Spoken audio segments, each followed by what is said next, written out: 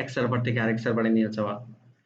যাই হোক, খেয়াল করেন আমরা কত নাম্বার স্টেপে যেন আসছিলাম, 20 নাম্বার স্টেপে। ওকে, এখন আপনারা ইচ্ছা করলে আপনারা অলরেডি জানেন যে পোর্টফোলিও সাইট কতটা ইম্পর্টেন্ট, ঠিক আছে? তো পোর্টফোলিও সাইটের জন্য আপনারা ইচ্ছা করলে নিজেরা ডোমেন এবং হোস্টিং নিয়ে নিতে পারেন, ঠিক আছে? তবে এটা আপনি তো জানেন যে আপনি কতটুকু সিরিয়াস এই প্ল্যাটফর্মের জন্য। আর ডোমেন হোস্টিং তো আর ফ্রি না। ডোমেন হোস্টিং কি আপনাকে টাকা দিয়ে কিনে তারপর ব্যবহার করতে হবে। এখন আপনার টাকা আছে এই জন্য আপনি ডোমেন হোস্টিং কিনবেন, ব্যাপারটা এরকম না। ওকে, আপনি যদি মনে করেন আপনি আপনার কাজের প্রতি সিরিয়াস এবং আপনি ইন ফিউচারে ওয়েব ডিজাইন ডেভেলপমেন্ট ইন্ডাস্ট্রিতে ক্যারিয়ার করবেন, ওরকম মাইন্ডসেট যদি করা থাকে, সেক্ষেত্রে আপনি ডোমেন হোস্টিং এর জন্য ইনভেস্ট করার চিন্তা করতে পারেন। এখানে আপনাকে অ্যাটলিস্ট 1500 বা 2000 টাকা ইনভেস্ট করা লাগবে। বাট আমি অনেক স্টুডেন্টকে দেখছি ডোমেন হোস্টিং কিনছে, কেনার পর আর কোনো কাজ করে না। ওকে, এরকম হলে আমি রিকমেন্ড করবো যে এই টাকাটা আসলে আপনার শুধু শুধু ইনভেস্ট করার কোনো মানে হয় না। বাট যদি আপনি সিরিয়াস থাকেন যে আপনি অনলাইন মার্কেট প্লেসে অ্যাজ এ ওয়েব ডিজাইনার বা ডেভেলপার হিসেবে কাজ করবেন, তাহলে অবশ্যই ডোমেন হোস্টিং নিয়ে নেওয়ার ট্রাই করবেন। আপনার নিজের একটা পোর্টফোলিও ওয়েবসাইট সুন্দর করে রেডি করবেন, কারণ এটা খুবই ইম্পর্টেন্ট কাজ পাওয়ার জন্য। এন্ড পোর্টফোলিও ওয়েবসাইট তৈরি করার জন্য ডোমেন হোস্টিং আপনি যে কোনো জায়গা থেকে, আপনার যদি মাস্টার কার্ড থাকে আপনি এগুলো থেকে নেন, অথবা বাংলাদেশেও অনেক কোম্পানি রয়েছে যাদের কাছ থেকে আপনি নিতে পারবেন, ঠিক আছে? ইভেন আমরাও স্টুডেন্টদেরকে সেল করে থাকি, আমাদের কাছ থেকে আপনি নিতে পারবেন। সব ধরনের ফ্লেক্সিবিলিটি আপনার আছে, তো যেখান থেকে আপনার পছন্দ হয় নিয়ে আপনি সাইট তৈরি করেন। ওকে, তো তবে ডোমেন হোস্টিং কেনার পূর্বে কিছু ব্যাপার আপনাকে খেয়াল রাখতে হবে, আমি বলে দিচ্ছি। যেমন আপনাদেরকে আমি ফার্স্ট কোডার্স হোস্ট এখানে নিয়ে যাচ্ছি। এখানে আমরা যে স্টুডেন্টদেরকে ডোমেন হোস্টিং প্রোভাইড করে থাকি, আমরা কি ফিচার প্রোভাইড করে থাকি?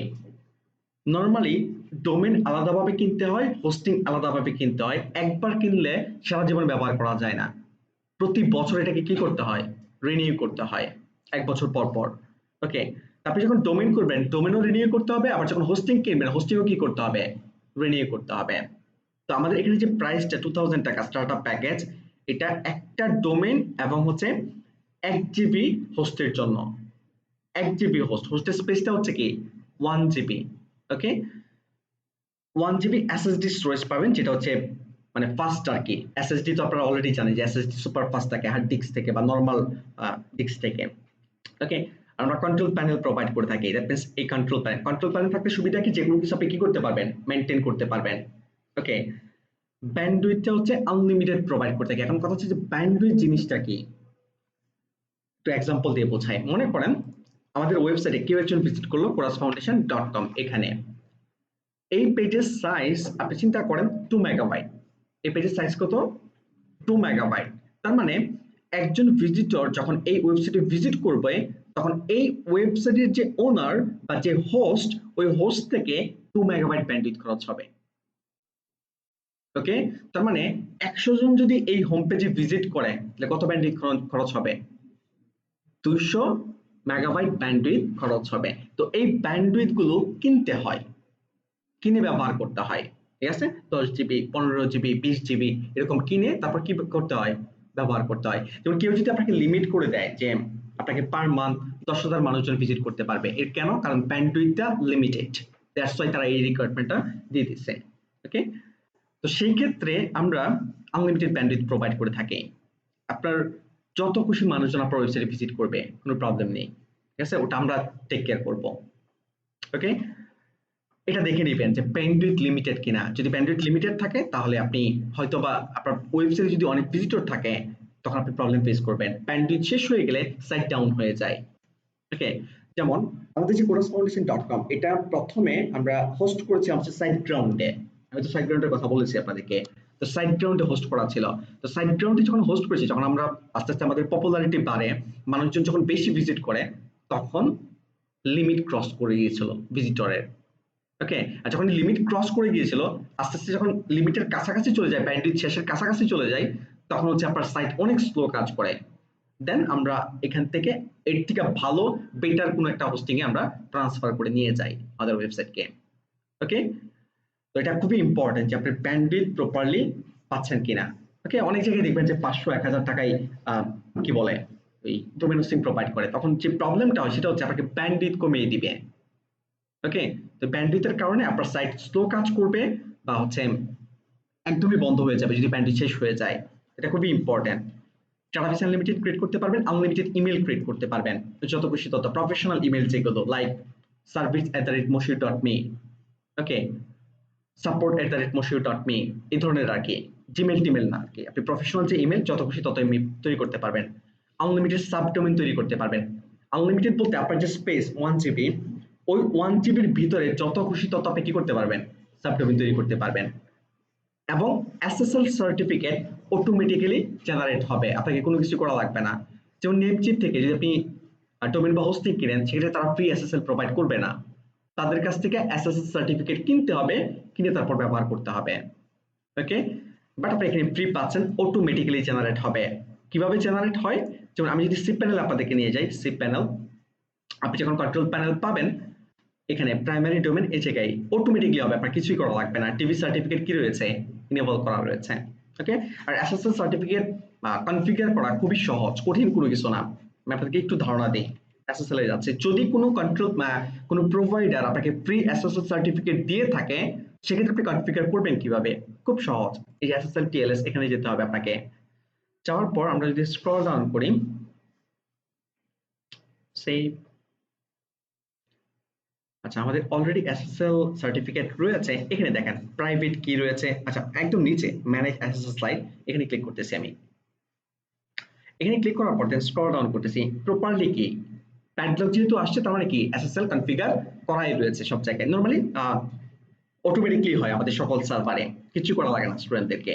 বাট কোনো কারণে যদি অটোমেটিকলি প্রবলেম হয়, ডিভি সার্টিফিকেট যদি ফেল দেখায়, এখানে ওই যে একটু আগে যে দেখাইলাম ডিভি সার্টিফিকেট, ওটা যদি কোনো কারণে ফেল দেখায়, সেক্ষেত্রে ম্যানুয়ালি করতে হয়। ম্যানুয়ালি করার জন্য কি করতে হয়, এখান থেকে আপনাকে ডোমেইন চুজ করতে হবে। যখন ডোমেইন চুজ করে অটো ফিল বাই ডোমেইন এখানে ক্লিক করবেন, অটোমেটিকলি সার্টিফিকেট জেনারেট হয়ে যাবে এখানে সার্ভার থেকে।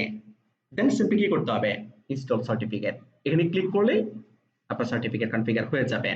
এরপরেও আরো বেটার আন্ডারস্ট্যান্ডিং এর জন্য আপনারা অবশ্যই এই ভিডিওটা দেখবেন, এসএসএল সার্টিফিকেট কিভাবে ইনস্টল করবেন। এই জায়গায় একদম বিস্তারিত সবকিছু বলা রয়েছে, দেখে নেবেন এটা, ওকে। কোথায় আমাদের সাইট, আচ্ছা। তারপর আমরা লাইট স্পিড সার্ভার ব্যবহার করে থাকি, ঠিক আছে। লাইট স্পিড সার্ভার অনেক সুপার ফাস্ট একটি server, Linux based server. In ফিউচারে যখন আমি সার্ভার নিয়ে আরো আলোচনা করব, তখন বিস্তারিত বুঝতে পারবে। সার্ভার অনেক ধরনের হয়, অ্যাপাচি সার্ভার হয়ে থাকে, লাইট স্পিড সার্ভার হয়ে থাকে, এনজিনিক্স সার্ভার হয়ে থাকে। তো লাইট স্পিড সার্ভার বর্তমানে অনেক বেশি জনপ্রিয়, লাইট স্পিড সার্ভারই আমরা প্রোভাইড করতেছি, এবং মেয়াদ থাকবে কতদিন, 1 বছর। তো ডোমেইন হোস্টিং যদি আপনি আমাদের কাছ থেকে অর্ডার করতে চান, কিভাবে অর্ডার করতে হবে বিস্তারিত এই ভিডিওটাতে বলা রয়েছে। অবশ্যই অবশ্যই এটা দেখবেন, এটা দেখে তারপর অর্ডার করবেন। আমরা স্টুডেন্টদেরকে শুধুমাত্র হোস্টিং এর অ্যাক্সেস দিয়ে থাকি, সিপ প্যানেল, এটা আমি বলে দিচ্ছি যে শুধুমাত্র কন্ট্রোল প্যানেলের অপশন মানে অ্যাক্সেস দিয়ে থাকি, কোনো ডোমেইনের অ্যাক্সেস আমরা দেই না স্টুডেন্টদেরকে, ওকে। ডোমেইন বলতে আপনার যে নামটা আর কি, এটা আমি কেন দেই না, কারণ হচ্ছে আমি যেখান থেকে ডোমেইন কিনি, ওই জায়গায় সকল স্টুডেন্টের ডোমেইন অ্যাড করা রয়েছে, তো স্বাভাবিকভাবে ওই অ্যাক্সেস আপনাকে দেওয়া যাবে না, ঠিক আছে। এবং এভাবে চিন্তা করতে পারেন, তাহলে একটা অ্যাকাউন্টে মনে করেন আপনার নামে একটা অ্যাকাউন্ট খুললেন, ওই অ্যাকাউন্টে আপনি ডোমেইন কিনলাম, কিনে আপনাকে দিয়ে দিলাম, না, এটাও করা যাবে না। এর কারণ হচ্ছে আপনি আপনার নামে যদি একটা অ্যাকাউন্ট করি, ওই অ্যাকাউন্টে যদি আমি কি বলে ডোমেইন কিনতে চাই আপনার অ্যাকাউন্ট ব্যবহার করে, তখন আমার মাস্টার কার্ডের ইনফরমেশন দিতে হবে, আর মাস্টার কার্ডের ইনফরমেশনটা সেভ হয়ে যায়, তো পরবর্তীতে আপনি আমার মাস্টার কার্ড ব্যবহার করতে পারবেন, স্বাভাবিকভাবে এটা আমি দিব না, ওকে। তো এই জন্য ডোমেইনের অ্যাক্সেসটা আমার কাছে থাকবে, তবে ফ্লেক্সিবিলিটি থাকবে। আপনি এরপর মনে করেন যে 1 বছর পর আপনি যখন নিজে ইনকাম করবেন, তখন তো আপনার কাছে মাস্টার কার্ড থাকবে, থাকবে না? সেক্ষেত্রে আপনি আমার কাছ থেকে ট্রান্সফার করে নেবেন ডোমেইন, ওকে। আপনি নেমচিপে একটা, যদি আমি নেমচিপ থেকে কিনি, নেমচিপে একটা অ্যাকাউন্ট করবেন, ওই অ্যাকাউন্টের ইমেলটা আপনি আমাকে পাঠাবেন, আপনার ইমেলে আমি ডোমেইন ট্রান্সফার করে দেব। ইভেন আপনি যদি চান যে কেনার পর ইনস্ট্যান্টলি আপনি করতে চান, সেটা আপনি করতে পারবেন, আমাদের কোনো প্রবলেম নেই। তো ডোমেইন যদি আপনি ট্রান্সফার করতে চান, আমার সাথে যোগাযোগ করবেন, আর আমার সাথে যোগাযোগ করার জন্য পেজে মেসেজ দিবেন, অন্য কোথাও না। এখানে বলা রয়েছে হোস্টেল সাপোর্টের জন্য এখানে মেসেজ দিবেন, দেন আমি ট্রান্সফার প্রসেস আপনার সাথে আলোচনা করে ট্রান্সফার করে দিব, ওকে।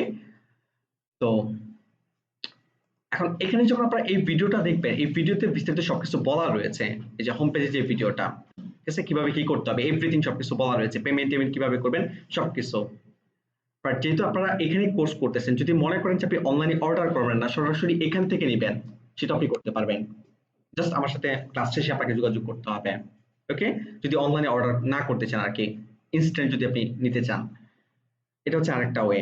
আর এখানে ডোমেনের প্রাইস ডট মি এবং ডট প্রো এক্সটেনশন যদি আপনি ব্যবহার করেন, সেক্ষেত্রে আপনাকে 2000 টাকা খরচ করতে হচ্ছে।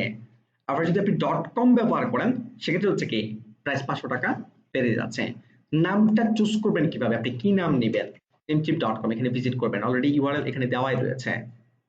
ওকে, তারপর আপনি আপনার নাম লেখেন, মনে করেন যে কারো নাম হচ্ছে রাকিব ফর এক্সাম্পল, এখানে আমি লিখলাম রাকিব, ঠিক আপনি সার্চ করেন বা রাকিব.com, আপনি .com নিতে যাচ্ছেন, সার্চে ক্লিক করেন, সার্চে ক্লিক করে দেখেন যে এটা খালি আছে কিনা, যদি খালি থাকে তাহলে আপনি নিতে পারবেন, যদি খালি না থাকে, কেউ যদি নিয়ে নেয় তাহলে আপনি নিতে পারবেন না। তো স্বাভাবিকভাবে এটা মনে হয় না আমরা পাবো, কারণ এই নামে অলরেডি হয়তো বা নিয়ে নিছে কেউ, দেখতে পাচ্ছেন কি 2013 সালে একজন নিয়ে নিছে। সেক্ষেত্রে আপনি এর সাথে কিছু একটা অ্যাড করেন, কোনো নাম্বার অ্যাড করবেন না, সাথে আপনি আপনার ফার্স্ট নেম লাস্ট নেম লিখতে পারেন, ওকে, বা নিক নেম দিয়ে ট্রাই করতে পারেন, অথবা রাকিব.com নাম চাচ্ছি যে রাকিব.মি খালি আছে কিনা, এটাও খালি নাই, মনে করেন যে রাকিব আহমেদ ফর এক্সাম্পল। নাম যত ছোট রাখা যায় তত ভালো, এটাও খালি নাই, যদি আমি .com দেই মনে হয় না খালি আছে। ওকে, আর কি দেওয়া যায়, রাকিব মিয়া, এটা দিয়ে ট্রাই করি, এটা আবার খালি আছে, ঠিক আছে। তো আপনার নাম দিয়ে আসলে সার্চ করবেন, সার্চ করে দেখবেন যে কোনটা খালি আছে, দেন ওটা আপনি নিতে পারবেন।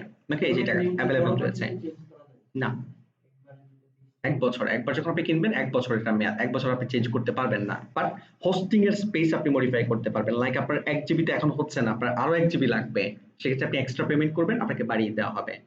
হোস্টিং এর ক্ষেত্রে এই ফ্লেক্সিবিলিটি রয়েছে, বাট ডোমেনের ক্ষেত্রে চেঞ্জ করা যাবে না। ওকে, আর এখানে আমি রিকমেন্ড করব আপনাদেরকে ডট মি বা ডট প্রো ব্যবহার করার জন্য। আর আপনি যদি মনে করেন যে আপনার একটু ভাবসাব দরকার, .com-ই দরকার, সেক্ষেত্রে আপনি 500 টাকা বাড়ায় নেন, ঠিক আছে। বাট আমি রিকমেন্ড করি না স্টুডেন্টদেরকে ওই .com ইউজ করার জন্য, কারণ নামে খুব বেশি একটা পার্থক্য না, মূলত ক্লায়েন্ট আপনাকে কি দেখবে, আপনার ওয়েবসাইটে কি রয়েছে, নাম যাই হোক না কেন। ওকে, তো এই জন্য আমি স্টুডেন্টদেরকে রিকমেন্ড করি দরকার নেই এক্সট্রা খরচ করার, আপনি .me.pro দিয়ে স্টার্ট করেন, পরবর্তীতে যদি আপনি মনে করেন .com হলে ভালো হয়, নিয়ে সমস্যা তো নাই কোনো। ওকে, আর যদি মনে করেন .com নিবেন, .com নিতে পারেন, কোনো সমস্যা নাই।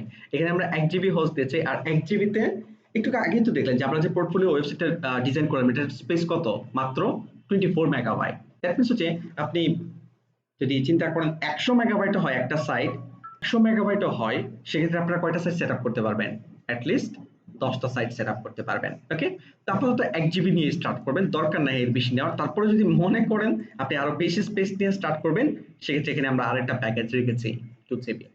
ওকে, আর দরকার নাই, ওকে, কেউ 2 জিবি নিয়ে স্টার্ট করে, এটা আমরাও চাই না। এখানে 3500 টাকা, এখানে আরো টাকা আপনার বেশি খরচ হচ্ছে, ঠিক না, দরকারটা কি, কম দিয়ে আপনি স্টার্ট করেন। ওকে, এই তো ডোমেন হোস্টিং এর ব্যাপার। তবে আরো কিছু ব্যাপার বলে দিই, সেটা হচ্ছে আপনারা যখন সাইট ট্রান্সফার করতে যাবেন এক জায়গা থেকে আরেক জায়গায়, সব সার্ভার কিন্তু কন্ট্রোল প্যানেল প্রোভাইড করে না। যেমন আমি একটু আগে আপনাদেরকে সাইট গ্রাউন্ডের কথা বললাম, সাইট গ্রাউন্ড সিপ্যানেল আগে প্রোভাইড করতো, এখনো তাদের পুরাতন কিছু কাস্টমার সিপ্যানেল ব্যবহার করতেছে, বাট তারা কন্ট্রোল প্যানেল একদম টোটালি বাদ দিয়ে দিচ্ছে, তারা নিজেদের সিস্টেমে সবকিছু ম্যানেজ করতেছে। এখন নিজেদের সিস্টেম বলতে কি মিন করে, নিজেদের সিস্টেম বলতে মিন করে সাইট গ্রাউন্ডে একটা ইউজার নেম পাসওয়ার্ড দিয়ে আপনি লগ ইন করবেন, দেন এর ভিতরে যাবতীয় সব অপশন রয়েছে, আলাদা কোনো কন্ট্রোল প্যানেলে যেতে হবে না। গোডিডি আমি আপনাদেরকে নিয়ে যাই godaddy.com এ, আপনাদের অনেক ক্লায়েন্ট দেখবেন যে godaddy ব্যবহার করে, godaddy.com, আমি প্রচুর কাজ করছি গোডিডিতে। ওকে, তো গোডিডিতে এরা কোনো এক্সট্রা কন্ট্রোল প্যানেল প্রোভাইড করে না। তো আপনাকে যেটা করতে হবে, এই জায়গায় সাইন ইন, দেন হচ্ছে কোথায় যেন সাইন ইন, এই যে সাইন ইনে ক্লিক করবেন। সাইন ইনে ক্লিক করার পর দেন হচ্ছে ক্লায়েন্ট, এটা ক্লায়েন্টের কাছ থেকে জেনে নেবেন তার হোস্টিং এর ইনফরমেশন কি, বা ক্লায়েন্টই আপনাকে দিবে। সাইন ইনে ক্লিক করার পর দেন হচ্ছে আপনাকে এখানে ইউজার নেম দিতে হবে, মানে কাস্টমার নাম্বার আর কি, ইউজার নেম এবং হচ্ছে পাসওয়ার্ড, এটা দিয়ে দেন হচ্ছে লগইনে ক্লিক করতে হয়। লগইনে ক্লিক করার পর তাদের ওয়েবসাইটের ভিতরে আপনি ফাইল ম্যানেজার পাবেন, পিএইচপি ম্যানেজমেন্ট পাবেন, সব পাবেন তাদের ওয়েবসাইটের ভিতরে। এখন আপনি ওখান থেকে আপনার ওয়েবসাইট কনফিগার করতে হবে। ওকে, তো এরপরেও আপনারা হয়তো বা বুঝতে একটু প্রবলেম হতে পারে, এটার জন্য ডকুমেন্টেশন পড়বেন। ওকে, যেটা আপনি যদি সার্চ করেন গুগলে how to use GoDaddy host, অনেক ভিডিও পেয়ে যাবেন, তাদের অনেক ব্লগ পোস্ট পেয়ে যাবেন, এগুলো আপনাদেরকে পড়তে হবে। একটা জিনিস আপনাদেরকে একটু মানে আমি এক্সপ্লেনই করে দিচ্ছি বা দেখিয়ে দিচ্ছি যেন আপনাদের কনফিউশনটা ক্লিয়ার হয়ে যায়। আমি আপনাদেরকে সাইট গ্রাউন্ডে নিয়ে যাচ্ছি। সাইট গ্রাউন্ডে আমার অলরেডি অ্যাকাউন্ট করা রয়েছে, যেটা আমি সাইট গ্রাউন্ড ব্যবহার করেছি। আমি লগইনে ক্লিক করতেছি। লগইনে ক্লিক করার পর দেন হচ্ছে ইউজার নেম পাসওয়ার্ড, পাসওয়ার্ড দিচ্ছি।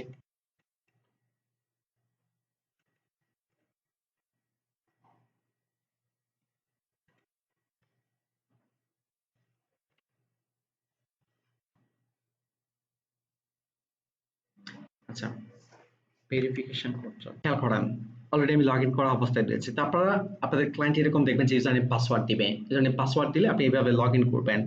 লগ ইন করার পর ওয়েবসাইটে ক্লিক করবেন। তাদের কিন্তু কোনো কন্ট্রোল প্যানেল নাই। এই ওয়েবসাইটে ভিজিট করার পর এখান থেকে আপনাকে control panel, C panel, but তাদের ওয়েবসাইট থেকে মেনটেন করতে হবে, আলাদা স্ল্যাশ সি প্যানেল দিয়ে আপনি যেতে পারবেন না। এখানে সি প্যানেলে ভিজিট, আর ওরা এখন যে সি প্যানেলটা রয়েছে এটাও থাকবে না, কিছুদিন পরে এটাও তারা মানে উঠিয়ে নিয়ে যাবে, একদম তাদের নিজেদের সিস্টেম আর কি। বা সিস্টেমটা এরকমই, সি প্যানেলে ভিজিট করবেন, এই যে এখানে সবকিছু রয়েছে, এখান থেকে আপনাকে সবকিছু মেনটেন করতে হবে। এখন আপনার কি দরকার? ফাইল ম্যানেজার দরকার। এখানে আপনি ফাইল ম্যানেজার সার্চ করেন, এই যে ফাইল ম্যানেজার দেখতে পাচ্ছি। ফাইল ম্যানেজার ভিজিট করলে আমরা কি পাই? পাবলিক আন্ডারস্কোর এচটিএমএল পাই। তো এখানে ক্লিক করলে আপনি পাবলিক আন্ডারস্কোর এচটিএমএল পাবেন। পিএইচপি মাইডবিন দরকার, পিএইচপি মাইডবিন বা পিএইচপি ভার্সন, পিএইচপি মাইডবিন যাই দরকার আপনি এখানে সার্চ করবেন, পেয়ে যাবেন। বুঝতে পারতেছি? তো এইভাবে মূলত অনেক সাইট থেকে ম্যানেজ করতে হয় আর কি, সার্ভার থেকে সাইট ম্যানেজ করতে হয়। ওকে, আস্তে আস্তে আপনারা কাজ করবেন, জানতে পারবেন। এক একটা সার্ভারের অনেক সময় এক এক ধরনের সিস্টেম হয়, তবে মেইন কনসেপ্ট গুলো একই। ফাইল ম্যানেজার, পিএইচপি মাইডবিন জাস্ট খুঁজে বের করে আপনাকে গড়িতে যখন কি বলে লগ ইন করবেন, অনেকটা এরকমই, বাট হয়তো বা অপশন গুলো ডিজাইনটা একটু ভিন্ন রকম, এই আর কিছু না। ওকে, তো আমরা এই পর্যন্ত কমপ্লিট করেছি, দেন হচ্ছে নেক্সট ক্লাসে আরো কাজ করবো আমরা এটা।